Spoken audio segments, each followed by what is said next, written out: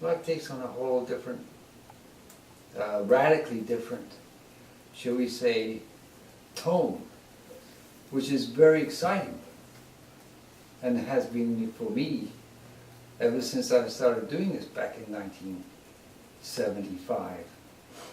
But a lot of people don't study. So when you get to the 3-year mark or around there, people just don't get, they get stuck in their practice. Everything starts to become very, what's he say, pedestrian and mediocre in your experience. And people give up because they haven't learned how to apply the principles in order to make the adjustments that we need to make over the course. Because we change. You know, not only do we change through the fact that we're changing our way of eating to this way of eating, but we change anyway as human beings because we go through different stages of life. You know, from 7 to 14 to 21, 28, 35, 42, and so forth. We go through these different stages of development. So we have to make adjustments to our way of eating. Now I don't eat the way I ate back in 75 by any stretch of the imagination today, you know, that I used to. So that's why it's so wonderful. Macrolitis is not a diet. That's the point. It's the way of eating based upon these principles of yin and yang, and learning how to do facial diagnosis so you can see your condition, and how to read your stools and your urine and your face and all this stuff, so you can see how your body's doing on a day-to-day basis. And so if things start to crop up, you know, using facial diagnosis, you can see things starting to happen internally before they get to be a problem. And so you can just head it off at the pass and say, oh well, you know, my spleen's acting up, I better do this, or stop doing that, or change this, or whatever. So you're totally in command at all times. So that, as far as our psychological state goes, we are no more in fear of getting sick. And everybody basically has a subconscious fear of getting sick. Because in this culture today, we are, how should we say, what would be the word?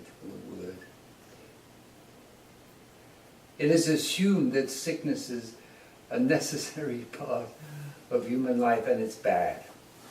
It's bad to get sick. And basically there's nothing you can do about it. It's, you know, it's in your genes. By the way, there's a movie that's come out, documentary. It's called Forks Over Knives. Check it out if you get a chance. And there's one wonderful scene in there with this old elderly lady. Well, she's not elderly, she's probably in the late 50s. And she says, you know, when you hear the word gene, you're just a victim. Don't believe it. You can change that stuff. And you can. What George Asawa said about genes, he said, whenever you hear the word genetic, it means we don't know. Now why this is important is because each of the paired organ systems in the body, there's 5 of them, are correlated with those 5 seasons. So the paired organ system is correlated with the summer is the heart and the small intestine. Then in the late summer it's spleen, pancreas, and stomach. The spleen, pancreas is considered one organ. And in the fall, it's the fall season is correlated with the lungs and large intestine. And the winter season is correlated with kidneys and bladder. And the spring season is correlated with the liver and gallbladder. So this means that those are the seasonal times of year when those organs are having a particular input, or should we say influx, of atmospheric, what we call chi, which is going into those organs to strengthen them. Okay, so we have the seasons correlated with the organs. Now, we also have grains which correlate with the organs, and we have vegetables that correlate with the organs. So now this menu, the carrots, specifically beneficial for the small intestine. So the hard and small intestine season is coming up. So what we're doing by eating this way, using this principle of the life transformation theory, is we're learning how to use the food to be correlated with the seasonal organs that are current, so that we strengthen those organs while those organs are being strengthened by the environment. This is known as macrobiotic medicine. Okay, so Rudolf Steiner himself said toward the end of his life, two major statements about all this. And one is, therefore we can say, from nutrition, through healing, to civilization and culture.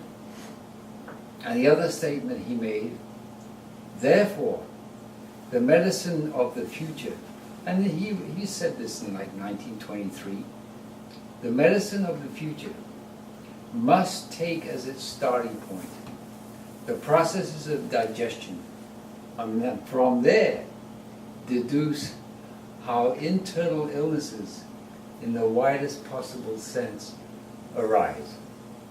And that's what I've done in the end of medicine, basically. I mean, fundamentally, for all practical purposes, I have done that in that book.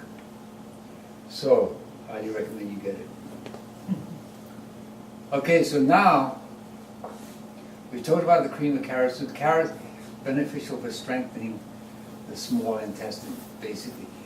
But root vegetables generally, the ones that go straight down, like the parsnip we're having today, and the carrot,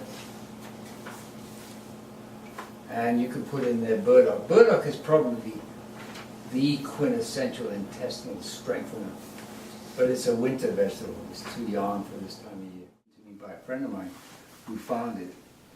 This woman had pneumonia, and she went to bed, and a friend of hers said, this is very good for your pneumonia. Just cut it up. I mean, just peel it.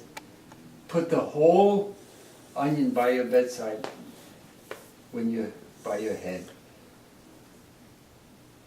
She woke up in the morning and this was completely black, and her pneumonia was gone. So it has really potent antiseptic properties. So that's why a lot of people don't like onions, because when it gets into the intestine, it starts to get active and starts going to work, and you don't feel too good because you got all this junk in there. So that's what it is.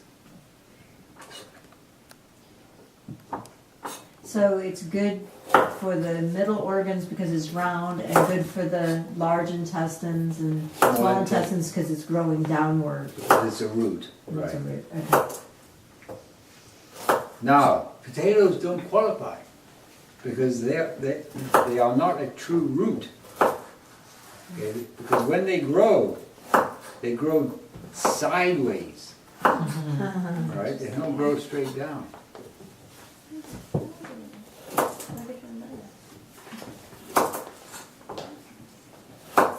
So because they're growing sideways, they're just not... They don't have the strength. Because growing sideways means a lot more of the chi, upward chi is manifesting in them. So they're What just... about sweet potatoes? Yeah, they're okay, but the thing with sweet potatoes and yams is that they're more yin.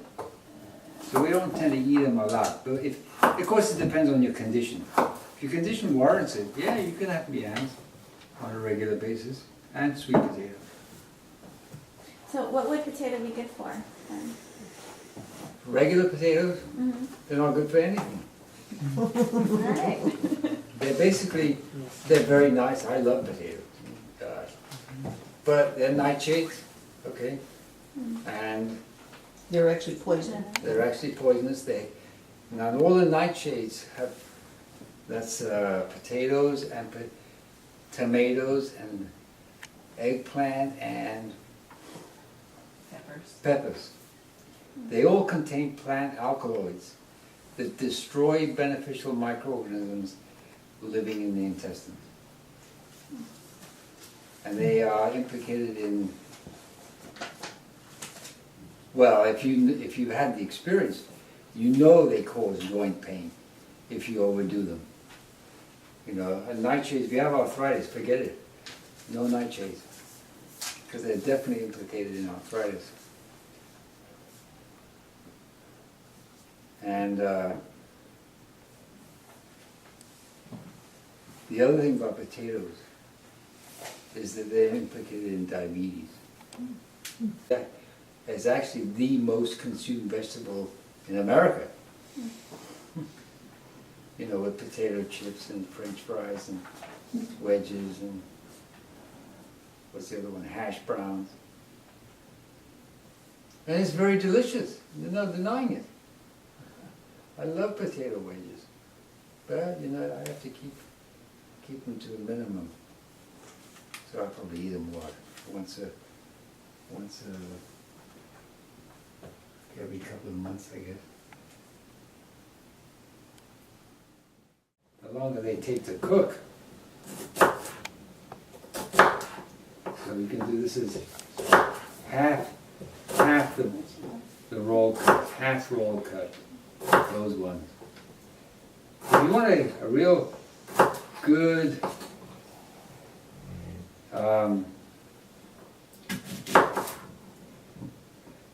discourse on cutting, there's a book out called Macrobiotic Cuisine by Lima Rosala.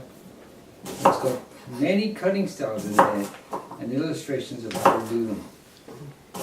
Macrobiotic cuisine. Yeah. It originally came out as the art of just cooking. So you might be able to find it in that format, you know, secondhand someplace. On the same amount of land as beef. Beef is also responsible for a lot of ecological damage to the rainforest because they cleared the rainforest. If you took into account the cost of making the clearing available for those beef cattle, your 1 pound of beef on that basis alone would cost you $400 an ounce. The water cost alone means that pound of beef costs $35 a pound. So it's just ludicrous to be eating meat. It's the most irresponsible, adolescent mismanagement of resources known to humanity. The promotion of, and we promote it. It's subsidized by us, the taxpayer. And then you're not even including the costs of heart disease and cancer and all this obesity and kidney failure and all this other stuff that comes from eating beef. So it's ridiculous, you know. So do not eat beef. Stay away. Can you? That But if you include want pork animal and- protein, Does that include pork and sausage and ham? yeah. That's all, that you're including that The with only beef? things you can eat is chicken, and even that's iffy. If you can get organic, that's great. And fish, white meat fish, if you want it. But not turkey. Yeah, turkey's okay, if it's organic. Can you address protein in this diet? Or protein is Yeah. a... I was just about to do that. Okay. We only need 1 ounce of protein per person per day if we're average active adults. And that's 28.6 grams. The best source of protein is, guess what? Whole grains and vegetables. Now get this, 157 million metric tons of grain and vegetable matter to produce 27 million metric tons of beef.